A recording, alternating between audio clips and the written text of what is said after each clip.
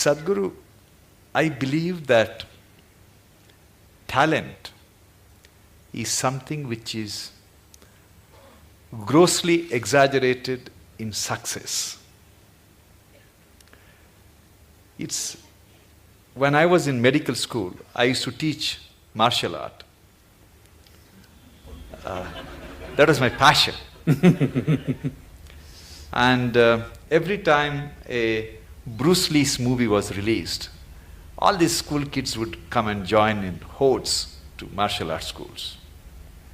We used to call it Bruce Lee phenomenon. They're gone after 2 weeks. Yes.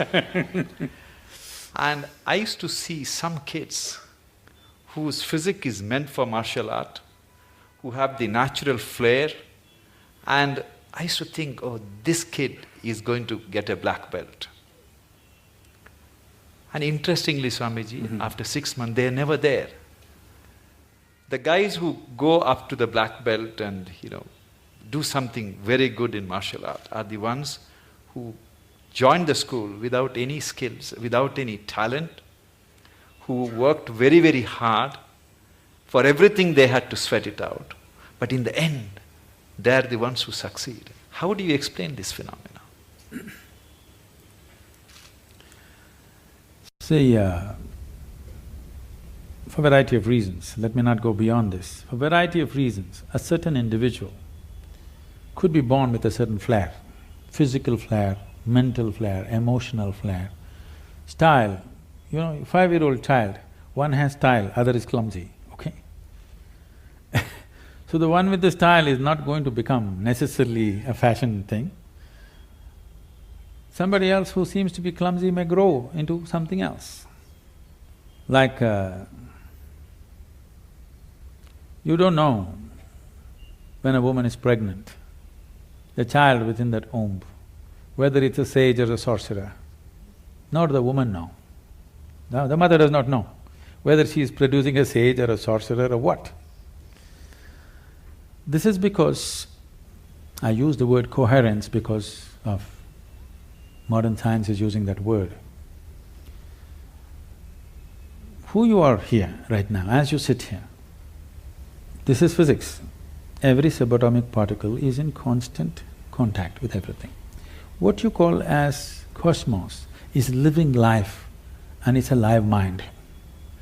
You have captured only one small part of it. If you work with only that one small part of what you have captured, both as life and as intelligence, you will function at a certain level.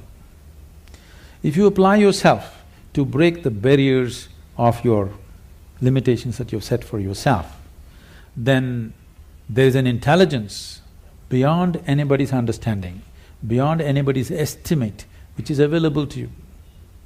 Once this is available to you, people think you're superhuman. No, this is not about being superhuman. This is about realizing that being human is super. The immensity of being human has not been realized. So we are always making a kind of a mathematical calculation. Okay, if this person has this much IQ, maybe this is what he will become. This is what Newton's law, that everything that moves on this planet works to a mathematical precision or a geometric precision. That is, if you take a pendulum, the length of the pendulum will decide how it will swing. If you take a projectile, depending upon its mass, velocity and the trajectory, it will go to a certain place.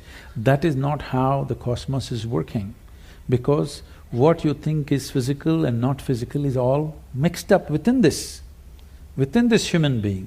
The physical self, the psychological self, the emotional self, and who you call as myself, the life within you, the fundamental life process, these are all different dimensions.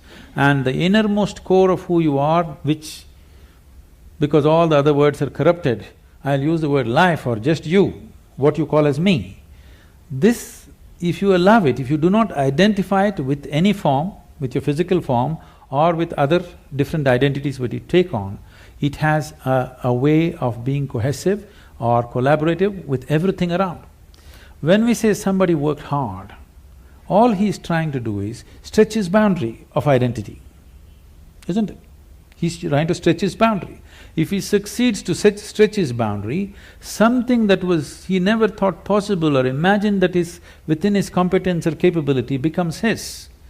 Miraculously, I can show you hundreds of people who come to me, we prepare them for a certain period and then we initiate them. In 24 hours, you will see the shape of their face will change. Genetics are altered in 24 hours' time. You can see the photographic images, they have actually changed dramatically overnight simply because of a certain extension of their identity. So, in the Indian spiritual milieu, so when you say spiritual, we must understand this. This is not about looking up or looking down. When we say spiritual, we are talking about transcending the limitations of physical. So right now, the physical is here as if it's a solid entity in people's experience. But modern physics is telling you and medical science is beginning to tell you, or if people don't understand, if they just hold their nose for 2 minutes, they understand that they are not an independent existence. It is in transaction, not just in terms of breath. Even on the level of subatomic particles, it's in constant transaction. If this transaction becomes even minutely conscious, suddenly you have immense capabilities that you never thought were possible. Biological identity is the most limiting identity that you have because it limits to the area of your body. Now when you strive, you break this. It doesn't matter in what way you strive. Most people strive in unconscious, unscientific, simply out of striving, they do things. But there are ways to strive scientifically in a proper way. There are tools to strive with specific direction to break the limitations of who we are. If you break this boundary, the subatomic particles are transacting, the intelligence is transacting, only you're missing the whole game. If you don't miss the game, if you are in the game of life, not in the game of thoughts and emotions, you're in the game of life, suddenly just about anything you want you can do, not this or that. I'm saying anything a human being can do, simply if he breaks his barriers. And these barriers are many levels, but the most fundamental thing is the identity.